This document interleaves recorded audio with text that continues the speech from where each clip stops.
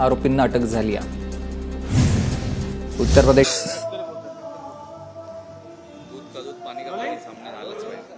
Sir, दिशा सालियन यांच्या वडिलांनी पुन्हा एकदा हायकोर्टामध्ये याचिका केलेली आहे आणि या याचिकेच्या माध्यमातून या संपूर्ण प्रकरणाचा, या खुनाचा, मृत्यूचा चौकशी व्हावी असं देखील मागणी करण्यात आलेली आहे आणि यामध्येच आरोप करण्यात आलेला आहे तो म्हणजे किशोरी पेडणेकर यांनी दबाव टाकण्याचा।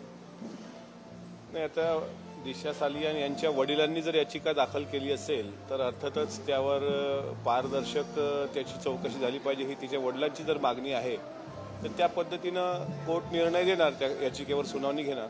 पण माझं हे पण सांगणं आहे की दिशा सालियन प्रकरणातली सुनावणी जशी पारदर्शक पद्धतीने करण्याचा निर्णय घेतला तसंच प्रशांत कोरटकर प्रकरणाची सुनावणी पण पारदर्शक पद्धतीने झाली पाहिजे। कारण कुठलाही असेल तो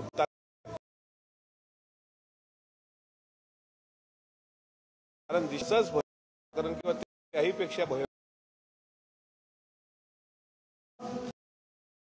दोघांची चौकशी झाली पाहिजे, न्याय समान भेटला पाहिजे।